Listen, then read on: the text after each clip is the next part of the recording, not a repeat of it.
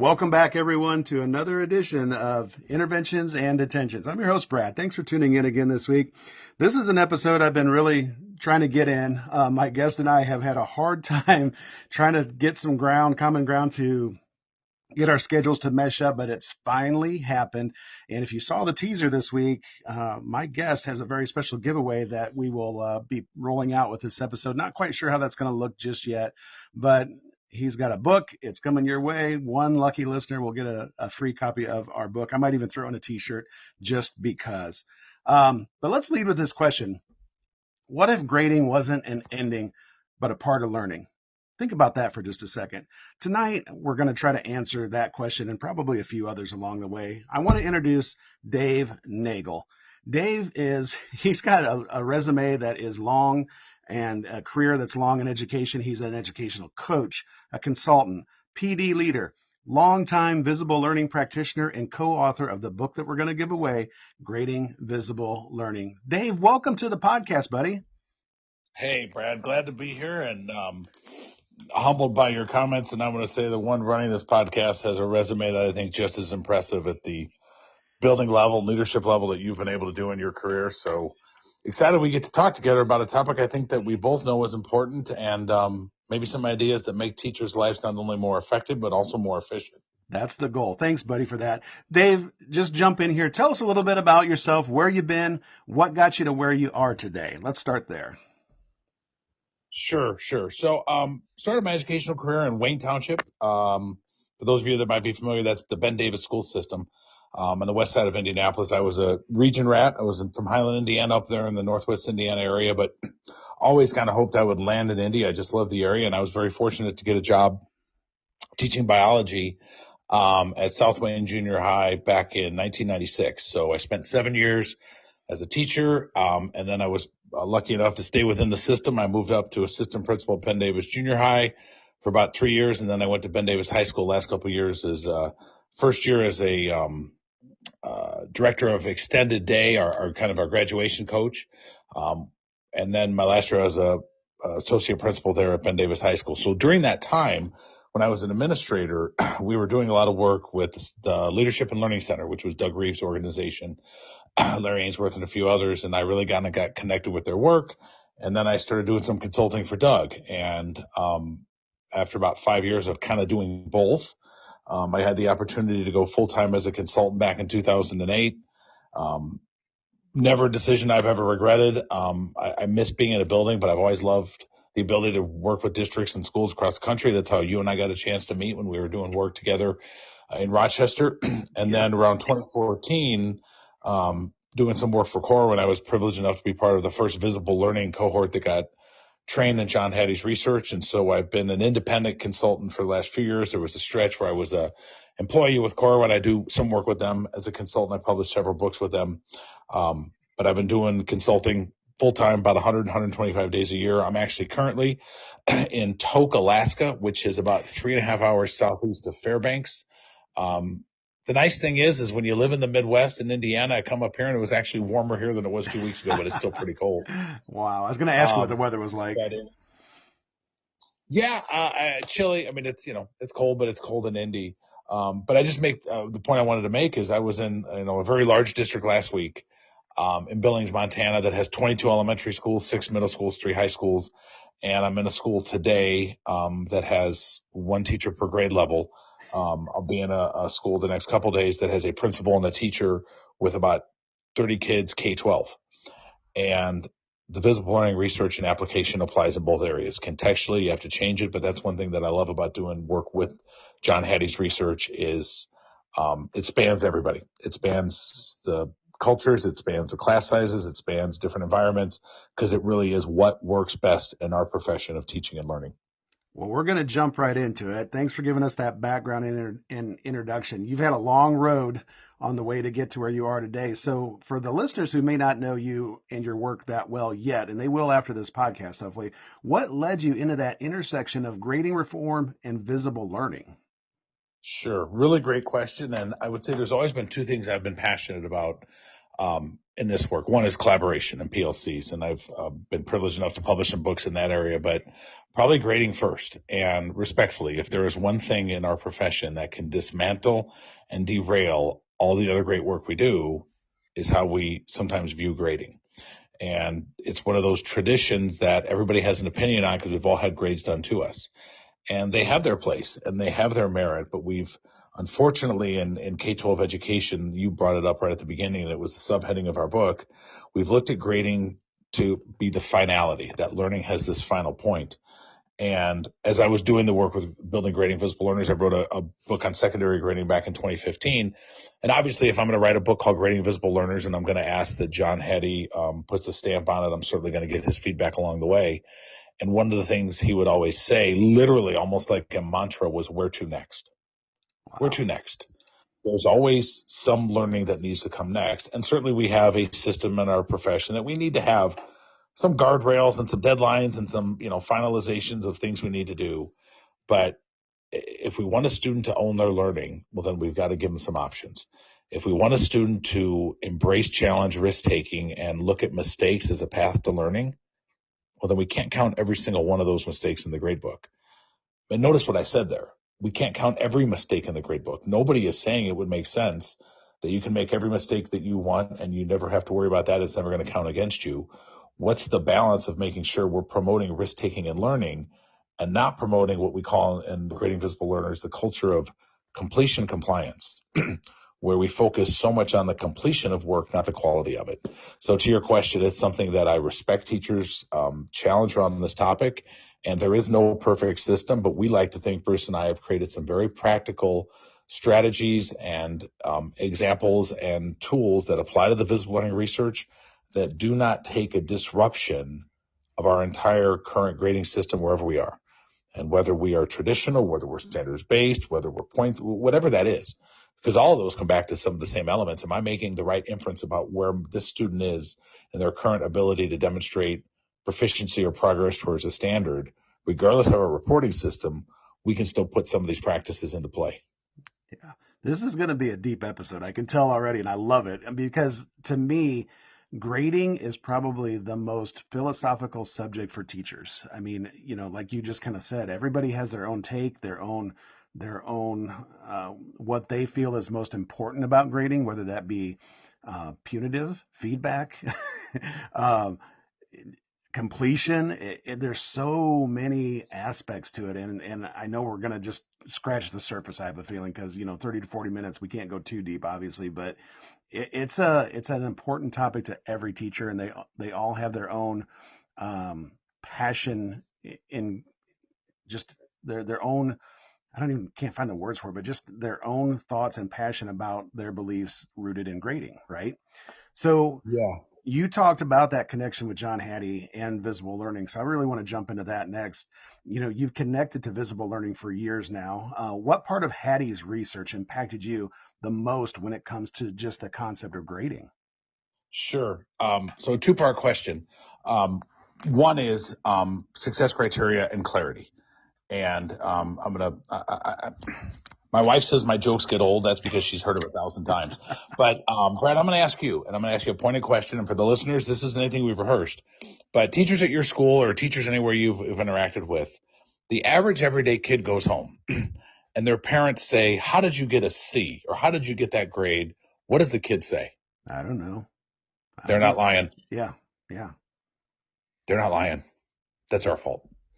And so the first thing to your question, teacher clarity with an effect size of 0.85, we should always know, any human being, whether I'm a 5-year-old or I'm a 45-year-old, whether I'm in a biology class or I'm in professional development or anywhere, I should know what the learning objective is. And more importantly, how I'll know I can be successful and monitor my progress. So one of the things Bruce and I talk about is success criteria mapping.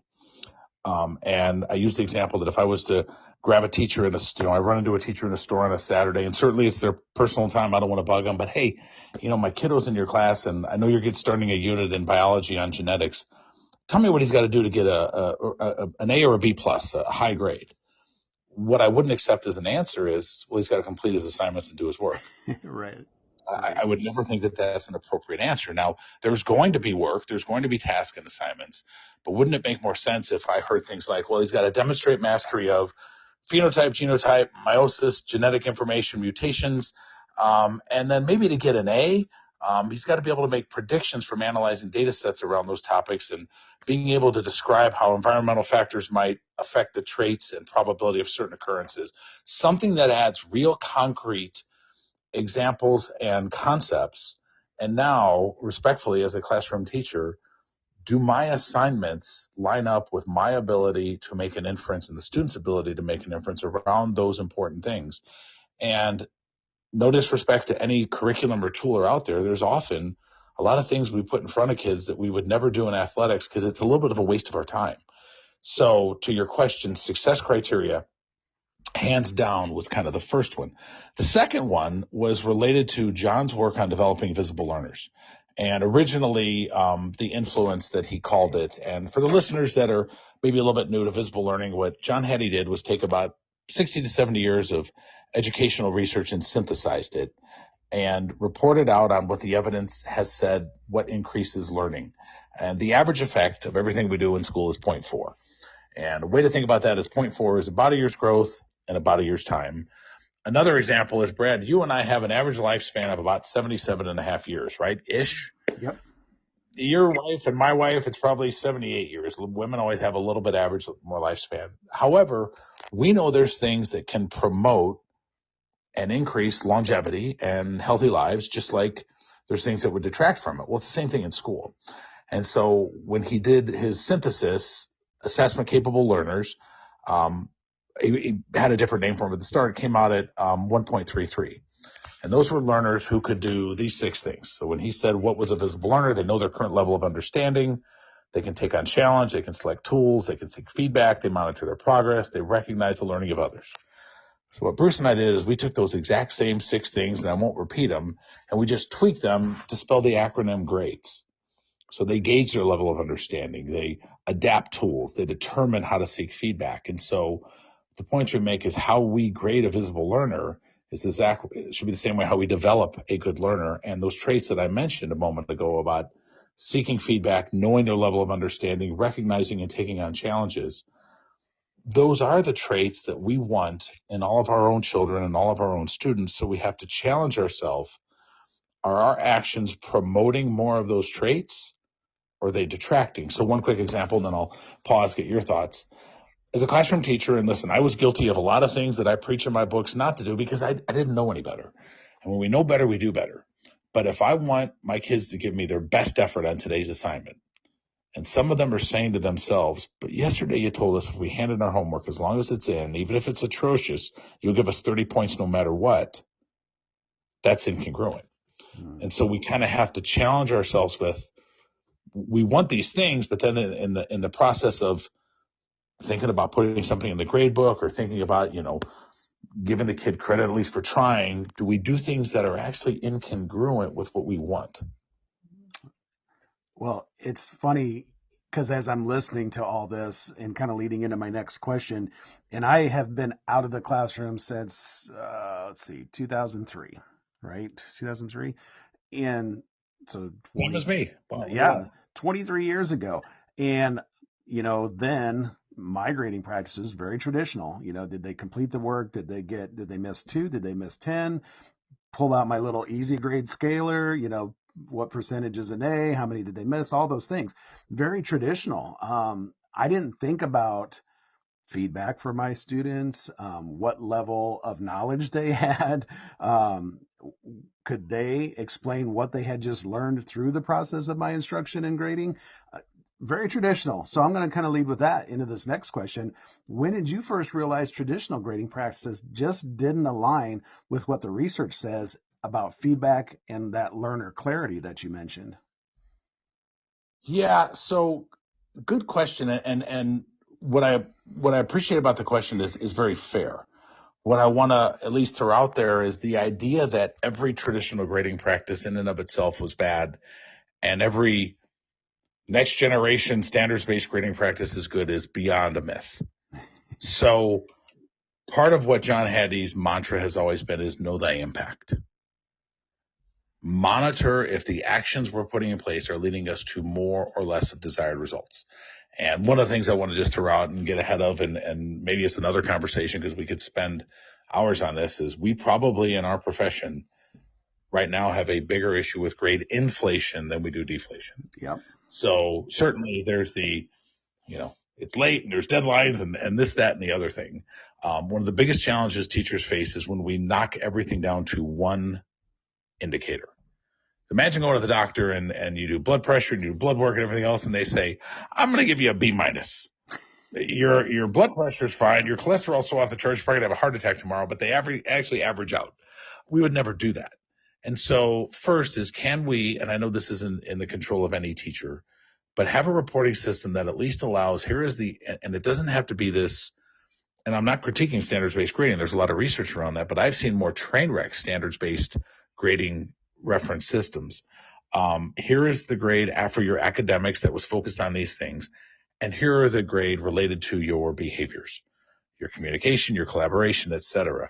And one of the researchers that we cited was Swinton from 2010. And I'm going to say this slowly. But one of the things that she identified was that grading systems that to a certain degree recognize and reward effort and participation are shown to have an increase on academic learning. And I'm going to pause there and make sure I'm intentional with it. What that screamed to me was when we acknowledge, because I think about physical education, and it's the only class that I think participation should be really considered. Because in my class, you could be raising your hand, but you know anything about biology. In PE, you're either sitting next to the wall or you're actually doing the activity. What would a PE teacher want? What would any teacher want? When we acknowledge effort and participation, and we didn't say that just by doing that, you're going to have the highest grade, but at least to a certain level, we're acknowledging and rewarding to a certain extent the behaviors that we know eventually do lead to learning. That's a good thing.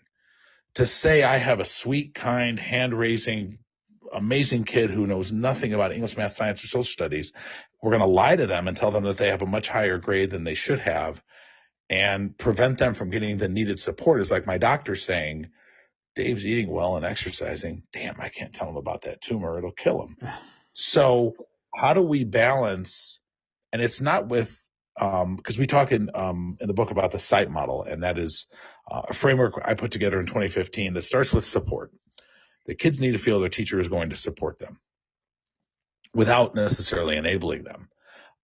The I stand for incentive and interventions. We need to intervene early. What we mean by incentive is not punishment by reward or a transactional situation.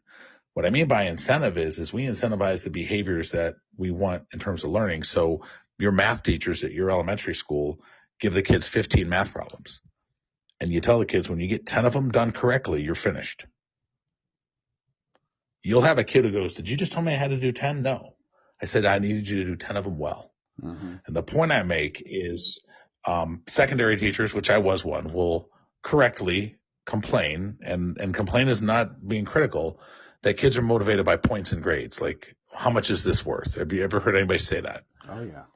Because I've never seen a first grader do that. Have you ever seen a first grader go, hey, man, is this stuff right here worth 50? Right. If not, I'm not doing it. So that has to be a learned behavior.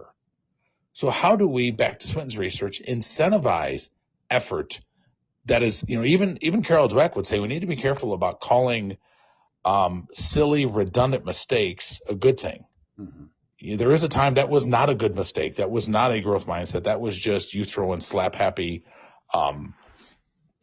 ideas down. When we talk about the concept of practice, there's naive, purposeful, and deliberate practice. The only one that really moves learning is deliberate. And so do we have activities, tasks, and lessons and assignments where the kids are actually rewarded for just doing half-hearted work? And I would use another word, but I don't know if this is a PG-13. You can say it if you want to, my friend. Yeah, you know what I'm talking about. I know exactly what you're talking about. Yep. Back to your question about how I acknowledged or maybe became more aware or cognizant of John's research, or how the research applied back to traditional grading. I think we can all know situations where we learned how to play the game. And there is an extent that we should have consistent grading systems across classrooms. We should. the idea that we're going to have people inauthentically have a system just to fit my teacher down the hallway, but at least at a secondary level, let me ask this. Your kids, what high school do they go to? Mine would be Central. The students, do they have a varsity football team there? They do. Would you imagine if Dave Nagel became the JV football coach? And I went up to the high school football varsity coach and said, hey, I'm happy to be on staff. And gosh, but I need to let you know, I do have a different cadence. And I do have a different blocking system, and I like to call my linebackers different terminology. And I actually have a different tech for when we're going to have our tight ends hook block on a sweep. How would that go over? Probably not real well.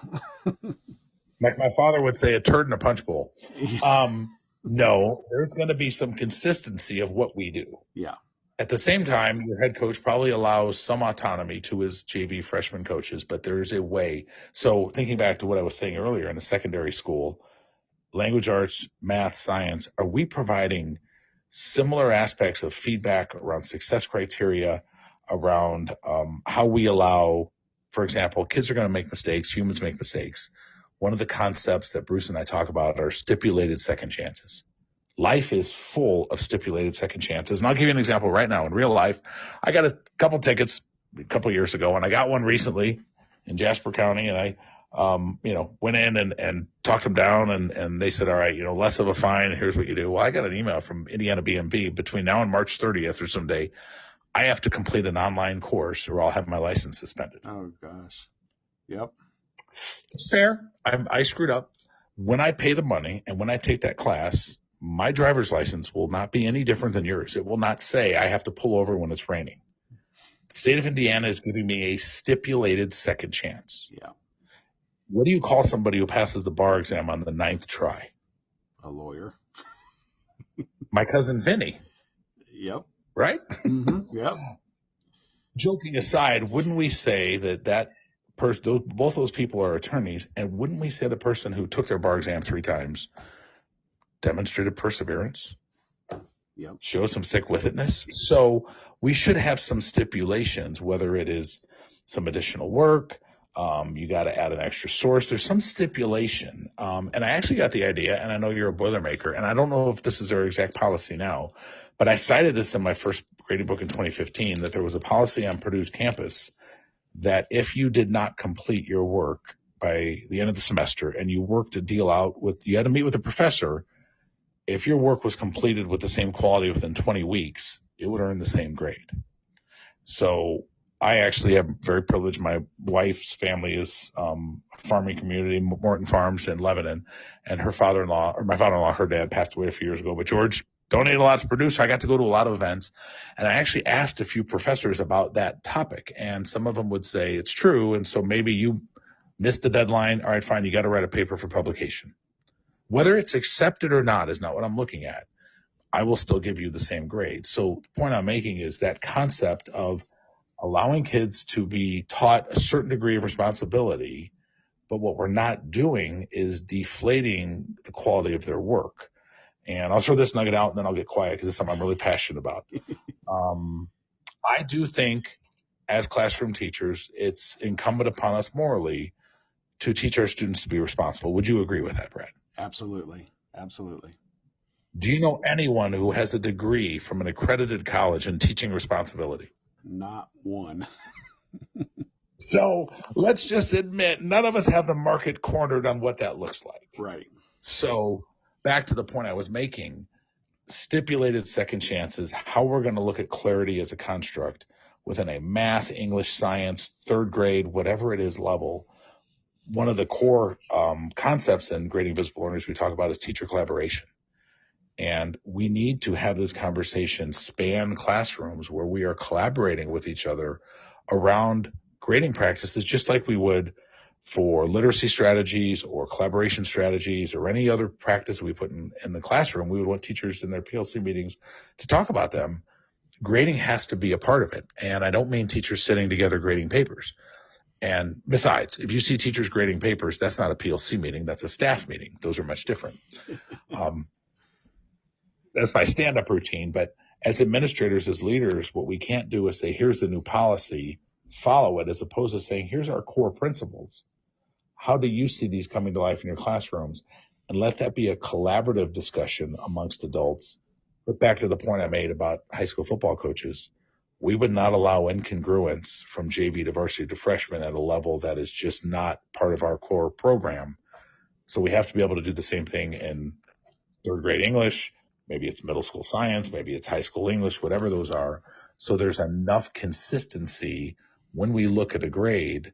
And also another point I just thought of, in our secondary schools, but also elementary, it's similar. Our guidance counselors probably are, teachers complain about class sizes, and rightfully so, but I don't know a guidance counselor that has ever not had a load that is even close to reasonable that they would want to give as much attention to every kiddo. Your high school guidance counselors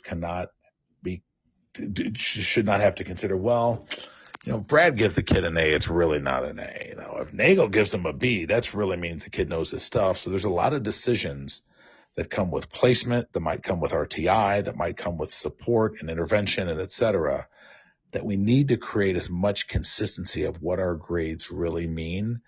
And so when, like I mentioned earlier, when we talk about success criteria mapping, a kid who has an A or a B plus or in that range, that means to us they can fill in the blank with some real concrete academic skill, content, concept, demonstration that is also aligned to a certain amount of rigor.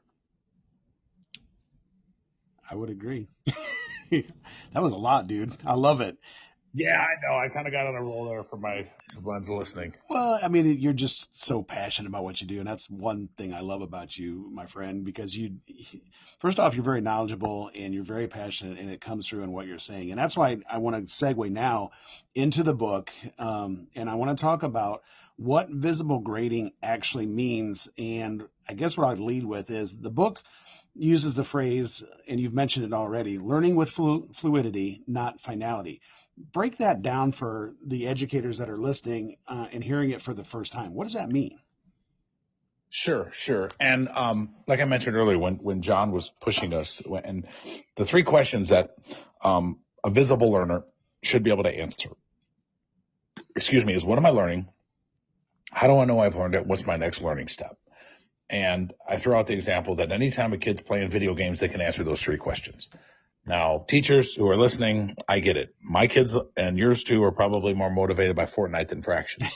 Yep. We can actually learn from that. And so when we were talking about success criteria, which should be aligned to the grade, the more proficient a learner is, when we talk about Hattie's feedback model that developed with Timperley, there's task feedback, which is at the rudimentary level, usually correct or incorrect. Process, when there's some degree of proficiency. Brad, you got that one right. Why do you think you got this one wrong? When there's high degree of proficiency, it should be at the self-regulation level, where with questions and prompts, we try to have the learner determine what their next learning step is. And so when we think about any learning opportunity within a unit, throwing this other thought, we got to be careful. Like I was with a group today, and they talked about the kids who were finished and were just kind of on, kind of a free reading task, and should we have given them more challenging work? And I said, well, let's be careful that we don't always punish the proficient. If the only incentive for me, if I get my work done on time and it's right, is that I have more work to do, why would I do it? Right. The more proficient a learner is, there should be more options and choices. And so how are we putting opportunities with kids to make connections from one step to the next? The other kind of point with fluidity goes back to teacher clarity. And Fendick had 4 levels of teacher clarity. And learning attention, success criteria, that's kind of the basic level. But clarity comes down to 4 things. It's guided practice, examples, explanation, and assessment. So here's my task. Here's my success criteria. How do I provide examples? How do I assess it? But what is missing sometimes is clarity of scoring. And one of the things that Bruce and I added into that relates to the question about fluidity is a framework for generative learning experiences that progress through a model of surface, deep, and transfer learning aligned to the Solo taxonomy. That there should be some surface learning is not a bad word. There is critical surface learning that needs to happen. But Hattie found in this first analysis of classroom practices that about 90% of strategies, questions, assessment were at the surface level. It was way too much. So what is that fundamental surface knowledge that kids have to demonstrate? But as they move into deep and transfer, there are more options, there are more opportunities, but there's also a different way that we score it. And so, Brad, I'm going to ask you a question. And for the listeners out there, think about what comes over your head, the bubble. If a kid has an 84%, what grade is that? I would say that's a B minus. Great answer. But I got to throw this out. My son's a college basketball player at the University of Charlotte. Nicholas is about 6'10". If he was to make 84% of his dunks, would that be any good? Yeah, I'd say that's pretty good. 84% of his dunk shots. He's 6'10". If he makes 84% of those, that's pathetic, right? 84% of his layups. He's 6'10", for God's sake. Well, that's true, yeah.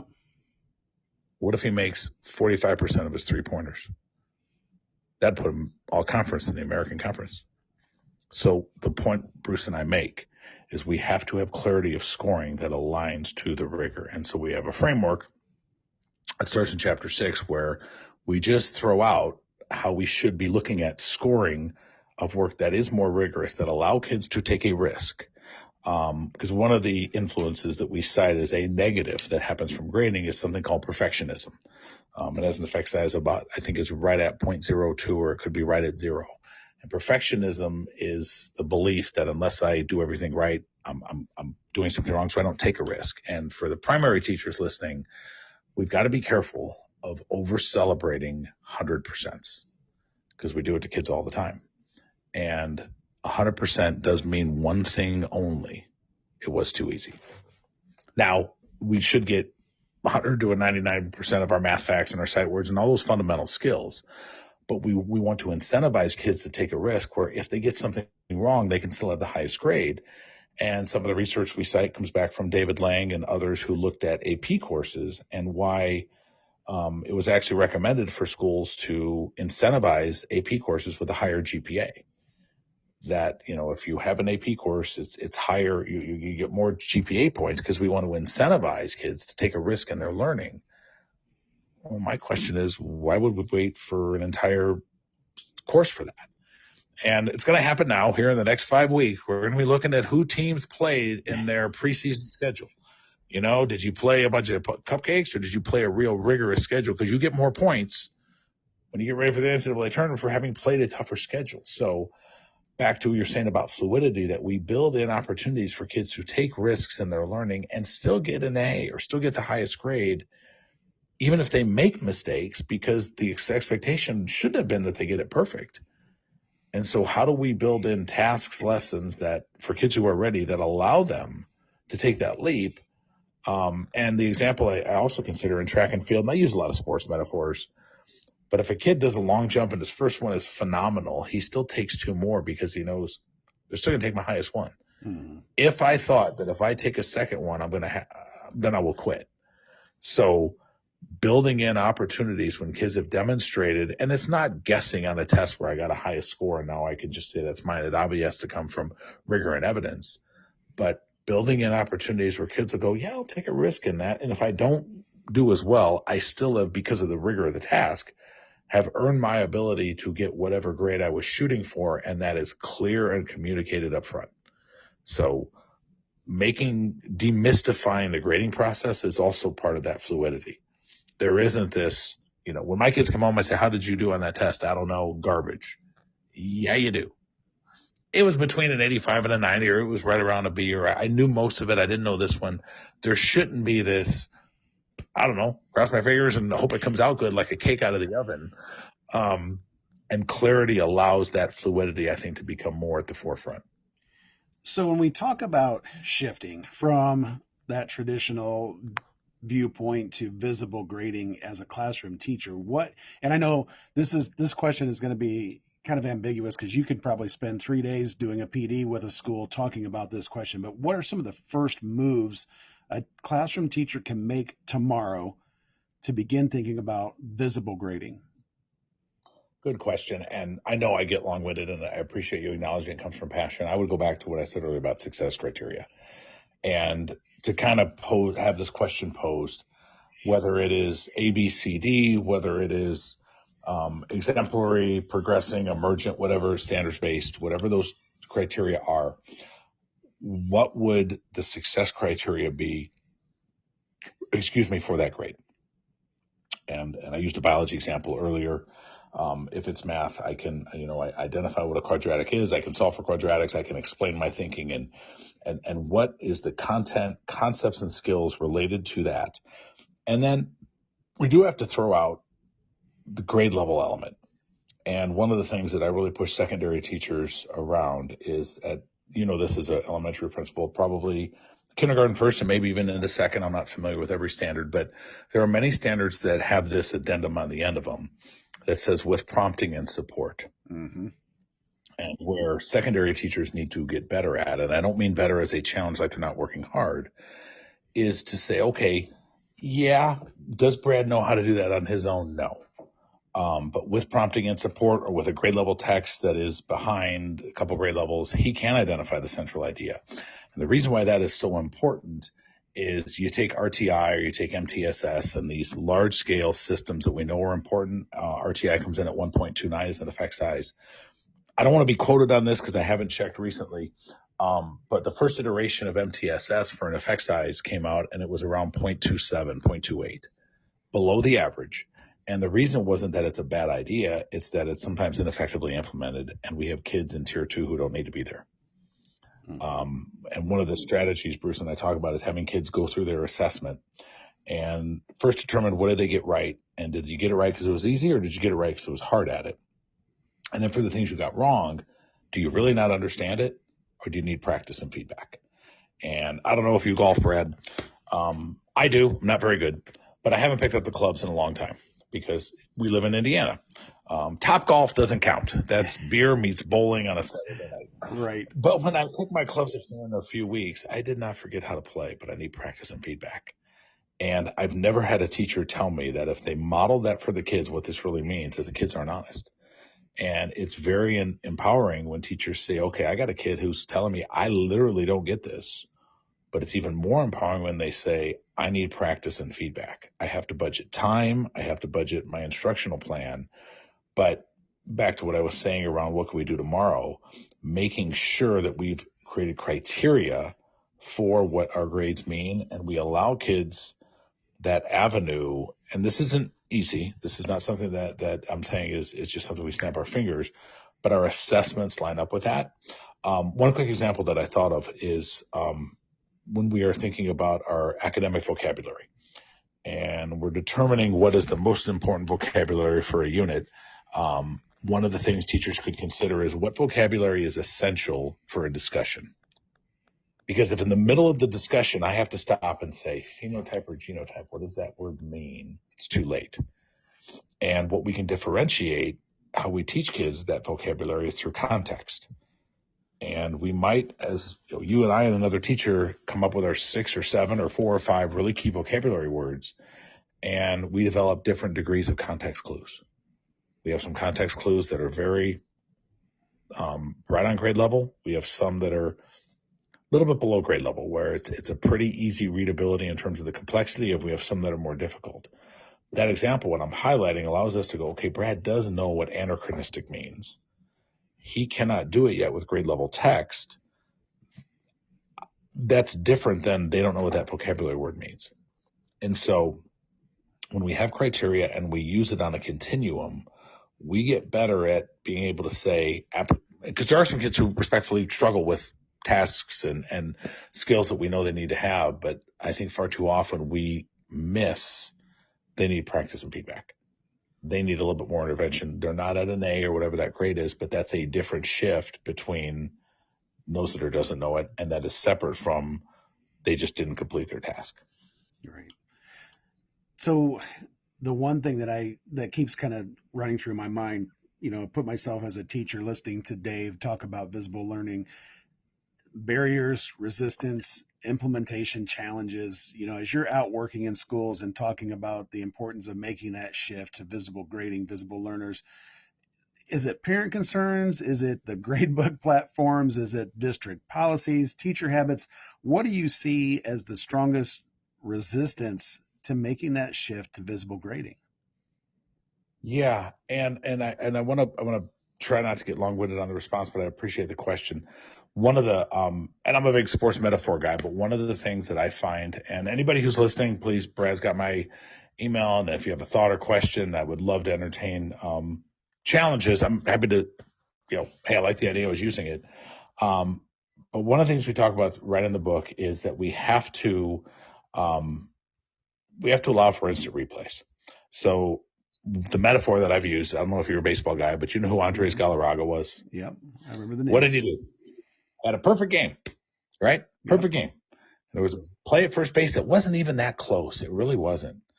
And do you know who the umpire was? No clue. It was Jim Joyce. And Jim Joyce blew it. Unbeknownst to some people, that year, and I believe the year after, the year before, in an independent survey of Major League Baseball players, Jim Joyce was the highest rated umpire.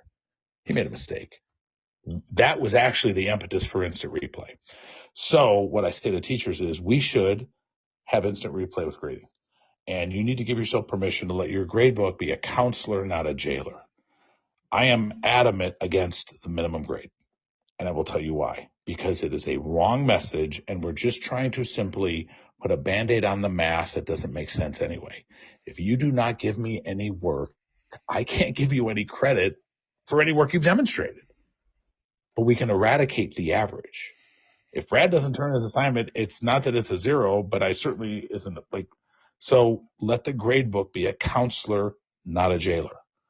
And not this football season, but last football season, it was beautiful because Ohio State had a big old goose egg at the end of November. And we called them the national champion. They had to be good enough to get into the playoff, but sometimes you have a bad day, but we didn't give them a 50 for that one. The other point that we make is in Major League Baseball, what's the one thing you can't argue? Balls and strikes. It's an immediate ejection.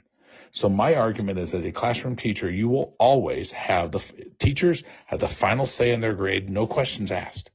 You should talk about it. You should have a conversation, but nobody should ever say to Brad, who is with my kid or with his kids every day, I'm going to help you. No, the teacher makes the final decision. And I only share that because when I come across that way to remind teachers that I've got some ideas, I have some thoughts, but these are some things I believe passionately that we should talk about. I usually don't get the pushback around those pieces. What I do, and it's a fair point, is the time. So a couple strategies that Bruce and I talk about that kind of go hand in hand. One is amnesty days. And the idea of an amnesty day or an amnesty period goes back to the same etymology of the word amnesia. We're going to forget it. We're going to have times when we literally say, we've all made mistakes, we've screwed up, and we're going to have, with my fingers, make up time. One of the things we learned at Ben Davis High School when we did that was it became just do your assignment and hand it in and you're not getting any feedback. And so my son, my sophomore, would say, and I'm just willing to put it out there, he had a lot of academic troubles in middle school. He's not having them in high school. What Zachary would tell me is he's not getting assignments that are BS. He feels that they're all relevant. And so if I miss an assignment in September on To Kill a Mockingbird, I don't get to just say it doesn't happen. But if now in November we're working on a different text, do you really want that kid to make up that assignment? Or would you rather his concentration be on today's task? There's work he needs to do. So how can you build in the right amount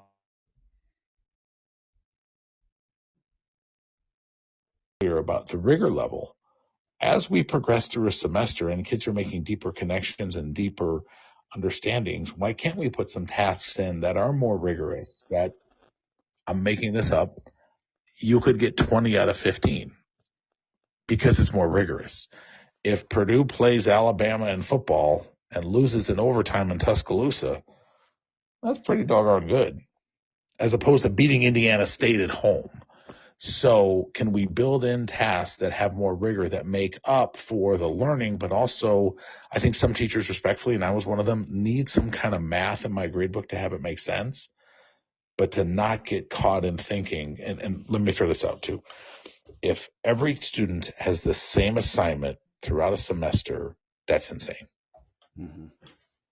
If every kid had a different set of assignments, that's actually more insane. So this isn't something that is outlandish, But we do have, unfortunately, a system that we've created. And I want to say this to teachers in their defense. We've also got, I can look like report cards are a little bit irrelevant with the exception of high school at semester. They're really irrelevant because I can look at my kid's grade today as opposed to 15, 20, 30 years ago when the only time I knew what my kid's grade was if I walked into the school.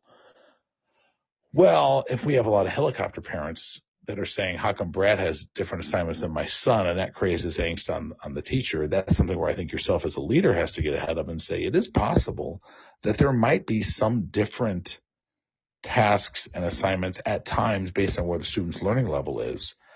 That is another thing that I think as a profession, we got to get ahead of. Because we've said, because you're in seventh grade, this is your set of tasks, lessons, come heck or high water. And some kids need different tasks where they are in terms of remediation. There's a principal in Iowa.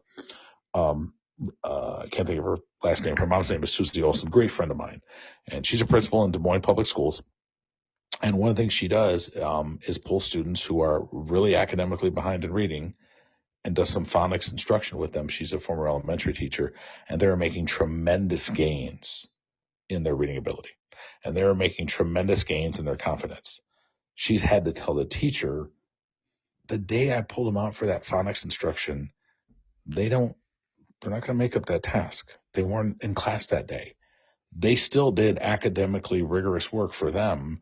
So I'd be curious to your thought on that, Brad. What I said made sense, but we have a logistical system and sometimes a parent perception system that is just something that we need to communicate better. Because I think most parents, if you explain it to them like you and I took the time to do on this session, would say that makes sense. But I just hear Joey had to do that assignment. My son had to do this one. Tell me why.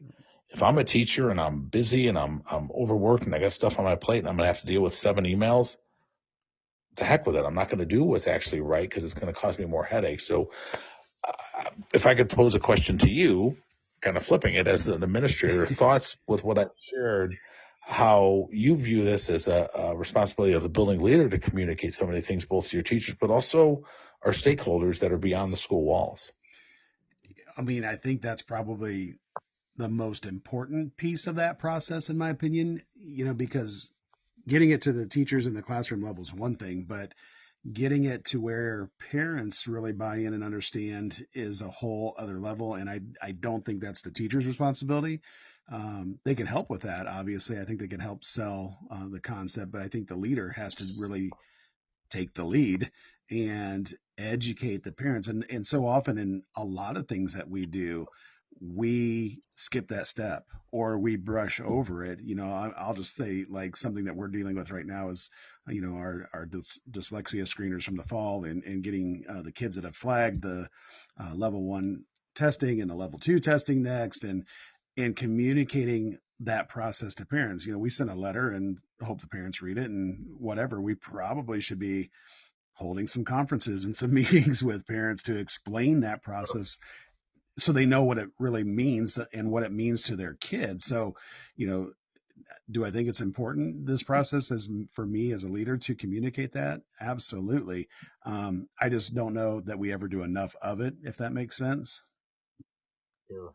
It wasn't to challenge. It was just so like I mentioned, my son, when he went to Charlotte and to play basketball, he, left Zionsville High School and he was all conference and all those things. And he was shooting 52% from the free throw line. You and I both know that's not really good. Mm-mm. And what Nick would say is he got a lot of very intense instruction around free throw shooting. By the way, as a footnote, one of the things he said afterwards is then they said, we don't want you shooting more than 2 or 3 in a row because that's what you're not doing in a game. And so how we apply practice is something around grading to also consider. But the point I make with Nick is if we walked into the gym and he was over there doing extra free throw shooting while other kids weren't, we wouldn't bat an eye. We have to do the same thing with our grading and our lessons sometimes. And while I think instructionally this happens effortlessly with many teachers that are skilled in managing and teaching, that is a way that we should be doing so much more for our teachers, not only financially, but also just how we put them on a pedestal for what they do. What we got to communicate is then we can't stop and say, oh, but we have to make sure the grade book lines up in a way that looks good to where I just did some really intense instruction with my centers and my grouping to give the kids who need what they needed. but I all had to give them the same task that might go in the grade book. That's a balance that we got to get a little bit better at. And I appreciate you saying that, that's all of us. That's people and myself in the field as we write and promote and talk. It's building leaders who I think are so critical in this communication element. And I believe most parents, when they're communicated to in the way we're talking, will say that makes sense. If they aren't communicated to and they think back to how they were taught and graded, how their previous kiddos were, and because a lot of these ideas are not because it's 2026. These are always good ideas. And what John Hattie's research, and maybe this is kind of a capstone of our conversation, I like to say teacher clarity has been around for a long time. These ideas that we're talking about are not new. Just like if I walked into your elementary school at Central Noble, I'll bet there's not a smoking lounge. Nope. 40, 50 years ago, I bet there was. Yep. And smoking was just as detrimental then as it is today. We're smarter today to know that we don't do that. Yeah. So we're smarter today to know that clarity has to be a driver. It was just as important when you and I were in school. So how do we bring these concepts and ideas to the forefront in a way that is practical and communicable enough that people understand and go, okay, I might have more questions, but what you've said actually makes sense. So we're not putting teachers in the crosshairs, like I was saying, where parents are responding to things that they don't know everything about, and then we're adding more work to the teacher's load. I just think we have to be very, very cognizant of what they might experience. And with email and text and everything else, I know they get bombarded with certain questions, and grading could be something that they want to do, maybe the right thing. We've got to protect them from a parent who just we just haven't communicated to. So, yeah. Well, I want to shift now. Let's say we get past the resistance, we get the buy-in. I want to talk about the evidence of the impact that grading visible learning that you've seen, being out in the battlefields. As you're working with districts and implementing visible grading, what are some of the measurable shifts that you've seen? Is it student outcomes? Is it assessment accuracy? Is it student motivation or engagement? What do you see as the most measurable shifts? Sure. So there's two that'll kind of come to mind. And my website, it's the organization that I put together called the Center for Collaborative Expertise. And that comes from John Hattie's research that always said, as a collective in any school, there's always expertise in the room, but there's always more in one person than the other. So how do we pull those together? The shortened version is C and then the number 4, expertise.com. And if you go there under the Grading for Impact page, there's a couple of pieces that there's other than I'm just going to speak to. But one is, first of all, it's the mind shift. And when we have a belief in something, and I always kind of push back on if changing belief were just, or if it was about telling people things, we don't change belief, we change behavior. I don't know if you guys in your area of the state, they have Planet Fitness or LA Fitness or what they have, but I guarantee the parking lots were packed January 2nd, right? Give it 2 or 3 weeks. Right. But the folks that are still there, they changed their belief because the behavior actually led to an outcome. Their clothes fit better. They have more energy. And so there's several examples of building principals, building leaders and teachers have said, this has shifted how I believe about teaching and grading, which is a huge thing. Mm-hmm. Well, let's back it up with some evidence too. So in both Billings, Montana, where I've done a lot of work, and then also the Heatley School in upstate New York, school district just outside of Albany, that 2.5 years ago when my colleague Bruce came there kind of as an assistant superintendent, but he was in charge of professional development. Like that was his role of doing the real PD work. They were ranked 85th out of 86th in the county. They're now outperforming through 3 grade levels in New York State. Not only are they off the watch list, they're actually a visible learning accredited school. And there is 6 to 7 to 8 to 10 teachers who will tell you the practices have not only shifted my practice, but obviously they have the achievement gains. And that's just, those are 2 schools that I've done a tremendous amount of, 2 players I've done a tremendous amount of work with. And I want to say, while I'm humbled by those results, this is really, I think Bruce and my ability, and certainly we acknowledge that we've worked hard at this, of taking John Hattie's research around feedback, assessment, clarity, and trying to apply with some very practical strategies. And while my book is far from perfect, and it never will be, and will come up. I'll look 10 years and go, why did I write that? What was I thinking? The feedback I've gotten from teachers has been, these are practical strategies that don't involve an overhaul of everything I do. There is a certain degree of math involved. The only math part I would say is the clarity of scoring, where if we are doing a task that is surface level basic, let's call that 0.5 of X. And we are doing a task that is the highest level solo taxonomy of transfer learning, that's 2.x. As a recommendation that we just consider the scoring of our tasks. And I want to say, because I've had a few folks that I always like, we only get better if we look at the critical feedback. When we look at standards-based grading, absolutely, standards-based grading is teacher clarity on steroids. But if the tasks we are giving kids are very rudimentary and they are not at grade level and they are surface level, even if they are aligned to our quote unquote standard, that isn't giving us the evidence we need. And as a coach, and I know you've had music teachers that have put on a Christmas concert, we need to do more scrimmages. We need to do more opportunities throughout the year where kids are put in environments that are at grade level. In fact, the new teacher projects research shows that at least 50% of tasks students have, if we want them to be on grade level to be college and career ready, at least 50% need to be on grade level. They didn't say 100, but at least half. And through the course of a day, if every task, every lesson, every day was on or above grade level, that'd be too much. But are we at least aware of the times we are putting our kids in an environment and a challenge to where this is what we expect on Friday night, or this is what we expect at the concert, or this is what we expect if you're taking a high-level test, because this is 9th grade, 6th grade, 7th grade. That's got to happen at least half the time. But then after that, if I need to back up, and I coach softball. I think you coach softball too. I did. You're done with softball.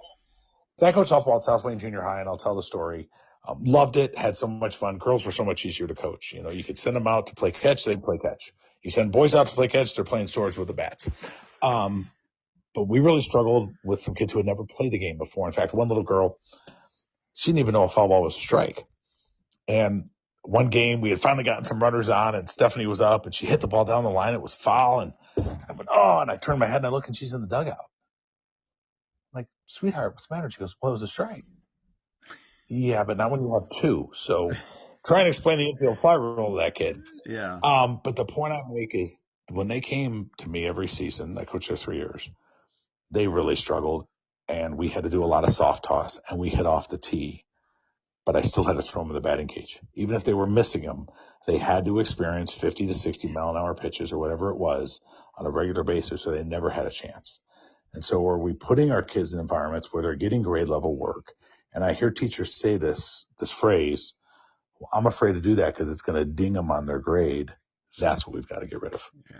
Because what I'm hearing is we are counting that as opposed to eventually eradicating the average. We're not saying that we're going to call them proficient or an A, but we shouldn't say I'm not going to give them that opportunity to be exposed to rigorous, challenging tasks, because in the moment it might not be what we want, and then we're putting that letter grade and we're beholden to it permanently as if the results later don't change, because somebody in the next 6 weeks is going to take off and they're going to make a run in the NCAA tournament. We're going to go, wow, we didn't see that in January. Interesting. Because they learned from their mistakes and got better, and we rewarded them, and we didn't take it as a full average. So, really good question. I think that's something just to, for the teachers or administrators, kind of just how are we making sure that we're looking at learning on that continuum and that ability to be have fluidity. We're also not saying that you're going to get on the honor roll just because you've been sweet and kind and done all your work if it's not at grade level rigor. And that's that delicate balance.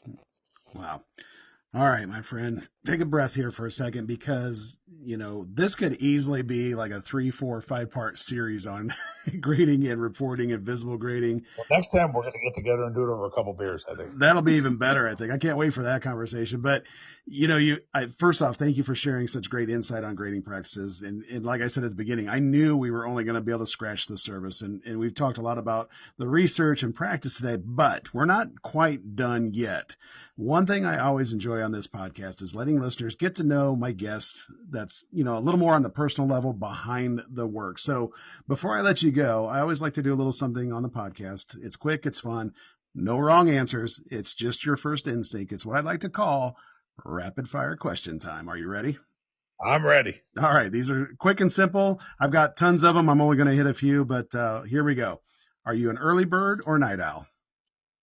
Night owl. What's your coffee order? Venti, Pike, a splash of almond milk, a little bit of cinnamon powder. Nice. Sounds delicious, actually.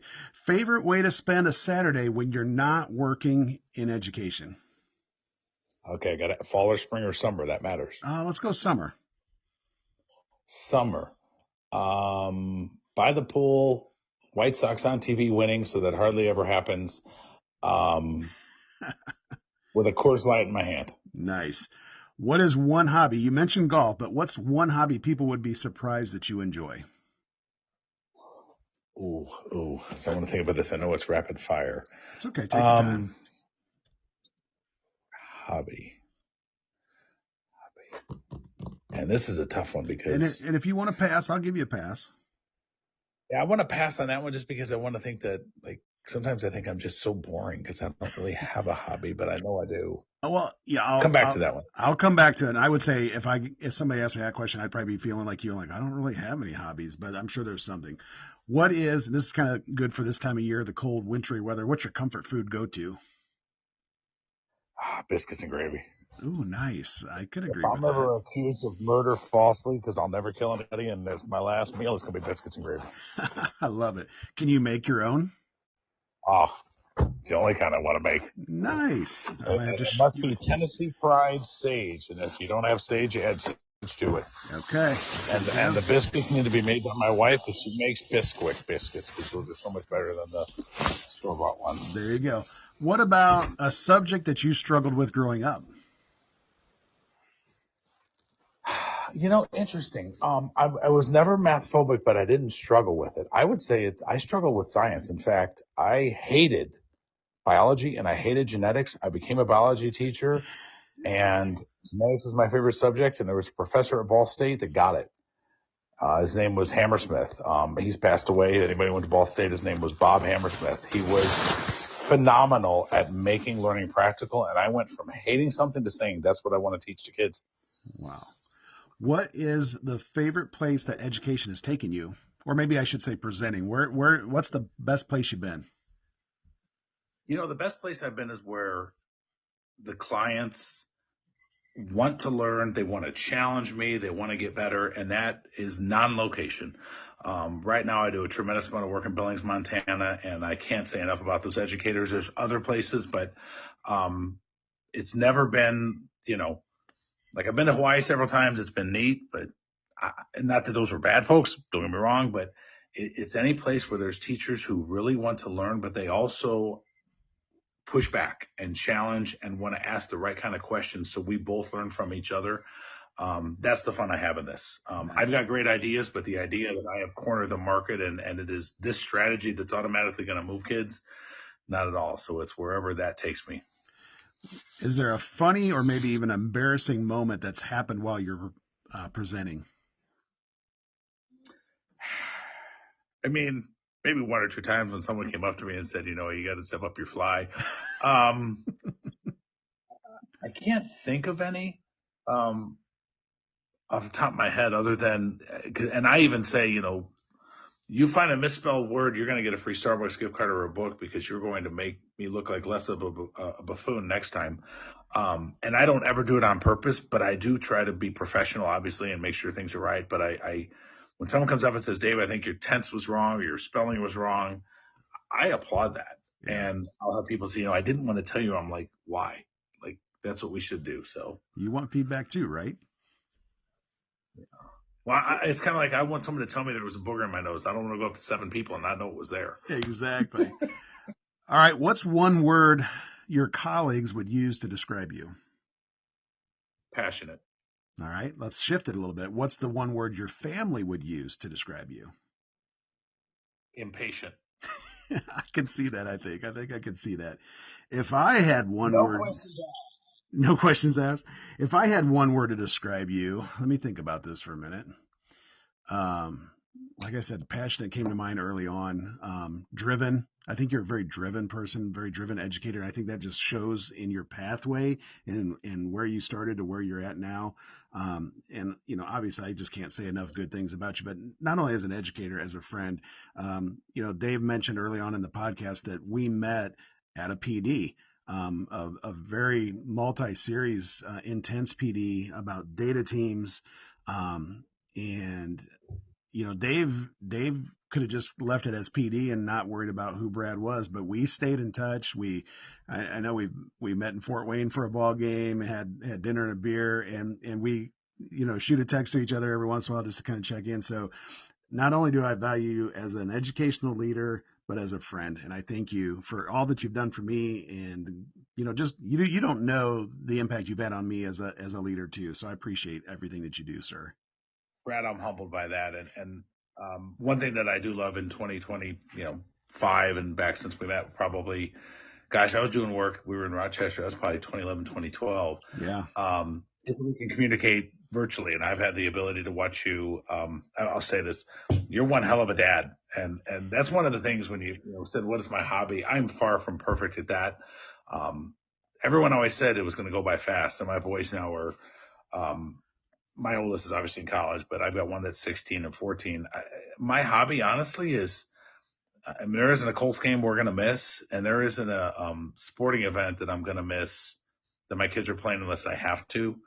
And I've missed a couple, and now everyone that's happening, like I'm going to finish in a district Friday in Goodland, Kansas, and the only way I can get home is if I take the 6:30 flight out of Denver, which I'm going to do because that'll get me home at 11 because Zachary plays at 12:30. That's my hobby. Nice. That's the fact that you shared. I'm humbled by your ability as an educator and a professional to want me to be on this podcast. I mean that sincerely.